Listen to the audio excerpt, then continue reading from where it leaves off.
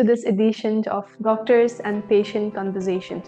In this session, we aim to address important questions that we all have about common health issues. My name is Alio Kedichu, and I am from Patients for Patient Safety Foundation.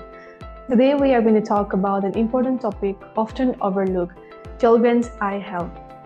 Good vision plays a crucial role in child's learning, development, and overall well-being. To guide us through this discussion, we have with us here Dr. Rose Matthew, a highly experienced ophthalmologist and brings 18 years of experience as a consultant ophthalmologist. She is currently working at the Zamindra Microsurgical Center as a pediatric and comprehensive ophthalmologist. Thank you, Dr. Rose, for joining us today. Thank you, Aliwai. Let's start with something many parents might not realize: everyday habits that can unknowingly harm children's eyes, from poor hygiene to unsafe practice. Simple actions like rubbing their eyes too often or touching them with dirty hands.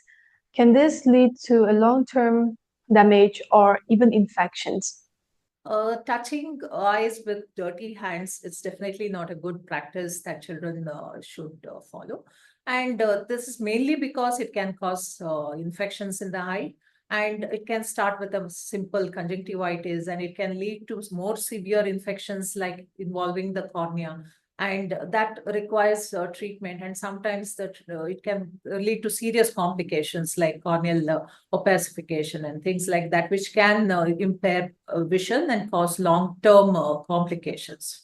So it is best not to touch eyes with dirty hands. Okay, this is what has to be. The children have to be trained regarding this. Yeah. Talking about daily habits, can a poor posture while reading or writing contribute to vision problems? So the seating posture when they are reading or using their digital devices or computer screen, definitely, though it does not cause any immediate effect, it is definitely not a good practice, because in any of the wrong postures, they tend to hold their books or the screen so close to their face, which can increase their eye strain. And in addition to that, they tend to hold the books very close to their face, and this close reading in the long term can produce refractive errors like nearsightedness in children. So, and also the faulty posture can lead to eye strain, and the child might end up having redness, blurry vision, and the transient dryness and burning sensation. All these things can increase because of the near posture where the child head tends to hold the book or the screen. Thank you, doctor. One of the challenges with children's eyes health is that many problems go unnoticed because children may not always realize or communicate vision difficulty. So when should a child first have the first eye checkup? As you rightly said, children most of the times are either too young, or they may not realize or communicate the problems that they face. So it is very important that a child has to be frequently, the child should undergo the eye examination. So at birth, the examining pediatrician checks the child's eye, and any gross abnormality is detected, they refer to the eye doctor, and the further examination can be taken over from there. And at the age of 6 months, the child has to undergo a detailed eye examination. And further, between 3 and 5 years, again, the child should undergo a regular eye examination. From 5 years onwards, every year, the child should undergo an eye examination if no other abnormalities are detected or as advised by the eye doctor. Sometimes when the children come to the eye doctor, it would have been very late and they would have developed a lazy eye, and it becomes very difficult to treat such conditions, or it takes a real long process to treat such conditions. Or they may be having some serious issues which may go unnoticed if the child does not come for a regular eye checkup. And also, one of the most common vision problems in children is nearsightedness or myopia. But what exactly is myopia, and how can we control its progression? Nearsightedness or myopia is a condition where the light rays are falling in front of the retina, because the length of the eyeball is usually longer in such children, and the light rays fall in front of the eyes, and it is not getting focused properly. And because of that, the distance vision is blurred for such children, and the near vision is clearer. This is a condition. And now, post-COVID, myopia has kind of become a pandemic. That means the number of children affected by myopia is huge. It's right now, the global, about 30% of the global population, we see myopia in about 30% of the global population. And it is projected that by 2050, it is going to be about 50%. And that's a huge number. So now it is very important that we control this pandemic. And for that, it has to be started early. That is, even before the child develops myopia, on a regular eye checkup, if we detect that the child is in the pre-myopic stage, this is confirmed if there is a strong family history of myopia, or the child is into long-term near work, like increased screen time, or they are avid readers, or they're spending more time indoors and less exposure to sunlight. All these things are risk factors which will lead to the development of myopia. So we need to bring in some lifestyle changes in the child right from the beginning. Include more of outdoor activities, minimum 2 hours of outdoor activities a day in the presence of sunlight, and adopt good posture while reading or using their screen. And in addition to that, a good balanced diet, though it doesn't directly impact, it improves the overall nourishment of the eye. And also to take breaks in between their work, any near work, be it reading or using digital devices, they have to take proper breaks. Every 15-20 minutes, they have to take a 20 seconds break, look at something 20 feet away. That is the 20-20-20 rule, which they have to follow. So this breaks their near cycle and gives the required relaxation for the eye. And in addition to that, this helps in controlling the development of nearsightedness. So once myopia is detected and it is progressing, and it is found that it is progressing over their frequent eye checkups, the doctor decides what measure to be used to control the myopia or the short-sightedness. And it could be in the form of some special type of drops, or it could be using special type of glasses or special type of contact lenses, which also, in addition to giving clear vision, this can help them in controlling the myopia also. And frequent follow-ups once in every 6 months is very important. In today's digital world, screens are everywhere. Parents often worry about prolonged screen time and its impact on vision. What are the symptoms to watch out for, and how can they be prevented? When we say computer vision syndrome, it can be like blurry vision, it can be burning sensations or the red itchy eye. These are some of the symptoms that they commonly face. And children with long-term long time in front of the screen can also develop refractive errors like myopia, which we earlier addressed.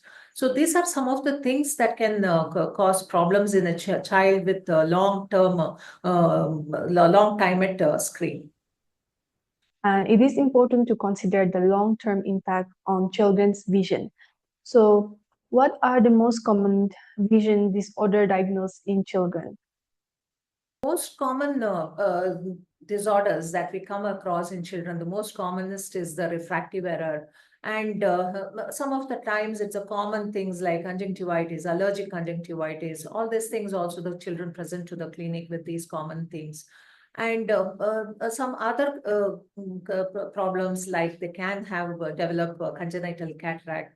And if it's a child who is preterm or undergone any oxygen therapy soon after their birth, these children also can develop retinopathy of prematurity, which is even a more severe condition, eye condition. And the children can also develop congenital cataracts, glaucoma, other retinal problems like optic nerve involvement, retinitis pigmentosa. All these things can be there, which are much more serious conditions.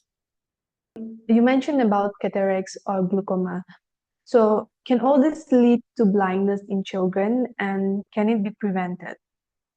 When we say cataract, the congenital cataract, which is seen in newborns, usually goes unnoticed sometimes, and because most of the children are either not able to access eye care facility, and by the time they come to the hospital it is very late, and if it is not treated at the right time it can lead to even if the treatment is given at a later stage, it can develop something called lazy eye or amblyopia, what we say, which can be a cause for a permanent impairment of vision, and it is very difficult to treat that. So timely intervention is very important in these cases. And even glaucoma, if in the early stages it does not cause any direct effect on vision, but long-standing glaucoma definitely impacts the vision, and it can cause permanent vision impairment if not treated on time.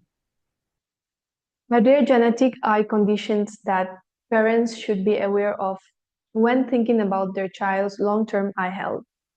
Yes, we do have genetic conditions which can affect a child, like as I said, retinitis pigmentosa or the macular dystrophies, all these things, corneal dystrophies, all these things can be a genetic condition. And even the simple thing like short-sighted thing, also short sight or the myopia also can be genetical, also has a genetic predisposition. So all this, the parents have to be counseled regarding that. Genetic counseling definitely helps here. Are contact lenses a suitable option? And if yes, then what age can they start using them? There are no specific guidelines for the use of contact lens in children, the ideal age or something like that. But most of the practitioners prefer using contact lens from the age of 10 years onwards, but provided the child is capable of taking care of the contact lenses and follow all the do's and don'ts of contact lenses, like maintaining hand hygiene, taking care of their contact lenses, and follow all the instructions that's been given to them. If they are able to do their day-to-day routine work very well, and they seem to be responsible enough to take care of themselves, then it is okay to use contact lenses in young children as early as 10 years also. But they have to follow all the instructions that's been given to them. But there are certain conditions like children with congenital cataract who have been operated, and then we do give contact lenses for children in a very early age, like when they are even when they are infants. But then the parents have to be trained to take care of the contact lenses. There are no. Thank you, Dr. Rose. As we come to the end of our discussion, it is important to remember that healthy habits play a key role in protecting children's vision. Can you please recommend us some best foods or vitamins to support child's eyes health and vision development? Yeah. Though the nutrition or the diet does not directly impact the child's vision, like controlling their refractive errors and things like that, it definitely improves the eye nourishment of the eye overall, and hence a balanced diet with lot of balanced diet with lot of fruits, vegetables, nuts, dairy products, and all these things balanced over the week, and foods rich in vitamin A, the yellow fruits, what we say, the carrots, the green leafy vegetables, the berries, all these things which is rich in antioxidants also can be incorporated in their diet and balanced over the week. And this is very important in a child, not only for the eye, in the eye perspective, but it is good for the overall good health of the child. Thank you so much, Dr. Rose. This has been such a valuable discussion. Before we end this session, would you like to suggest some key takeaway for our audience? If I should say, regular eye checkups for a children, very important. A good balanced diet, uh, good outdoor activities with the exposure of sunlight, and reducing screen time and keeping it to the minimum is what I would advise every child to follow. Thank you. Thank you once again, Dr. Rose, for sharing your expertise with us today. I hope this conversation helps parents and caregivers to take proactive steps to protect their child's vision and eyesight early. These doctor-patient conversations are brought to you by CAHO and Patients for Patient Safety Foundation. CAHO is the consortium of accredited healthcare organizations established to promote quality, patient safety, and accreditation. As healthcare providers, we wish to partner with patients and educate them about the common disease conditions, symptoms, so that they become empowered partners. Towards this, we have partnered with the Patients for Patient Safety Foundation to bring to you doctor-patient conversations. Thank you, ma'am. Patients for Patient Safety Foundation, established, as you know, by CAHO, focuses on patients, families, caregivers, and lay people who are unaware that they can engage and provide equal partnership in healthcare outcomes. We do this by creating suitable, simple patient education material which highlights early symptoms for early detection and better cures, including the risks and consequences if these are ignored. But there is hope because we also provide tips for actionable protection and preventing of all such harm. Towards this, we bring you this series of conversations which addresses doubts and fears that lay hidden in a patient's mind, but experts, doctors clarify these, providing well-timed information for self-engagement. We do hope you build this partnership with the healthcare providers, and remember, our health is our responsibility. Thank you, and keep watching these episodes.